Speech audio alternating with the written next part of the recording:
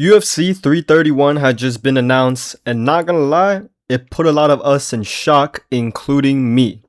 But families are being fed, and we are happy about the card. Joshua Van versus Alexandre Pantoja is the main event, and Arman Tsarukyan will be fighting against Mauricio Ruffy in the co-main event. These are great fights to say the least, but however, there will not be a fight in these fights. There will most likely be a beating awaiting the loser of these two fights instead. First, we're going to talk about the co-main event. It seems like Charles Oliveira had pulled out, which is definitely reasonable due to the recent tragedy with his teammate Alan Nascimento. Rest in peace to him and prayers to his family.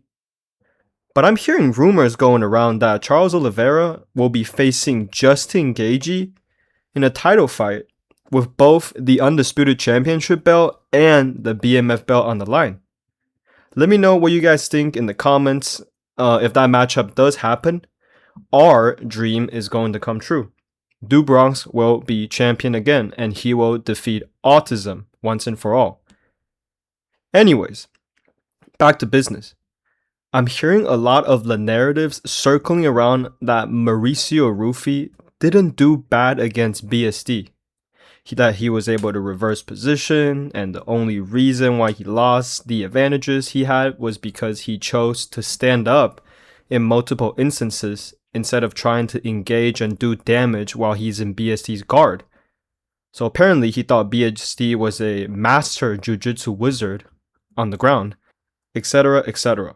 Well, unfortunately, I'm here to tell you that Mauricio Ruffy in fact didn't do a bad job against BSD, but he did a horrible job. It was horrific. It was horrendous. BSD was able to get in deep on takedowns with the sloppiest of entries I have ever seen, shooting from a whole continent away in slow motion. While Ruffy is huge for 155 pounds, BSD still easily outmuscled him and muscled him around once he pressured Ruffy towards the fence. Arman Tsarukyan, on the other hand, is probably the best freestyle wrestler in the lightweight division, besides maybe Matthias Gamrot. And he has the best shot in the lightweight division, again, alongside Matthias Gamrot. He actually has a very explosive and fast double leg. About twice as fast as BSD, according to my personal calculations, which could be kind of inaccurate, but at the same time, he's also very heavy on top and has great ground and pound and amazing elbows. When Ruffy fought against BSD on the feet, BSD was able to slam body kick due to Ruffy's reliance on using his head movement for defense. We saw multiple instances where BSD rips a body kick, and Ruffy will somehow try to move his head instead, since he kept on expecting head kicks and would attempt to block at the last second. And the body kicks definitely made him look a bit flustered. While Arman is not a southpaw, he fights an orthodox stance. He does have a very nice switch kick, and he was landing them a lot against Gamrot, and they sounded like gunshots. But even though on the grappling side, Ruffy looks super cooked, for some reason I just have a feeling that he is going to put Arman to sleep with a random shot in the first two rounds. Arman is not defensively sound on the feet at all, and he's also not a great striker.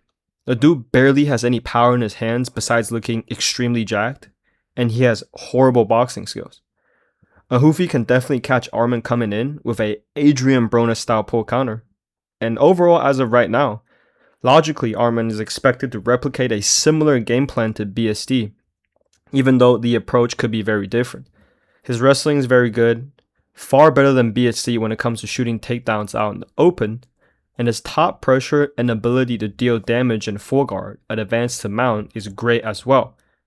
In his fight against Dan Hooker, it seemed like he developed a great submission game, and he was able to set up his takedown pretty nicely with his striking, but again, that's against Dan Hooker.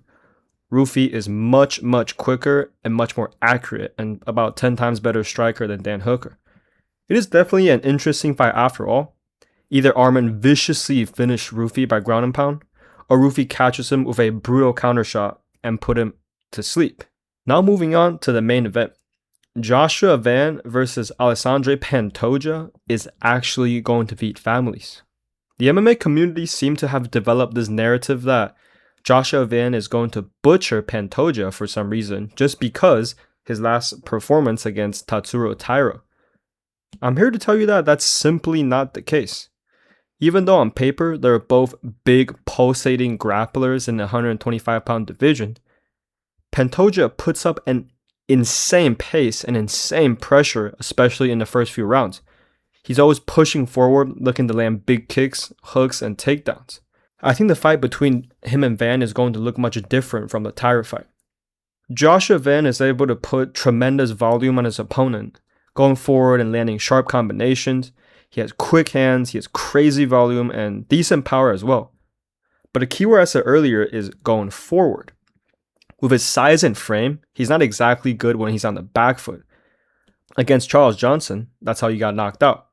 When Johnson was able to back him up, and Brandon Royval was also able to land a lot of shots on Joshua Van when he's the one backing Van up and forcing Van to retreat. People forget that fight was actually very, very close until Brandon Royval got dropped and nearly finished in the last second of the third round by being reckless. I think Pantoja is going to remind everyone who he was. He'll be able to push back Joshua Van, eat every shot that Van throws at him, since Van is not exactly known for his power. I don't think he'll be able to hurt Pantoja, especially in the first couple of rounds. I believe he's going to dominate Joshua Van in the grappling the first 3 rounds, at least, and survive the last 2 to win a close 48-47 decision. For the rest of the cards, there are good fights too.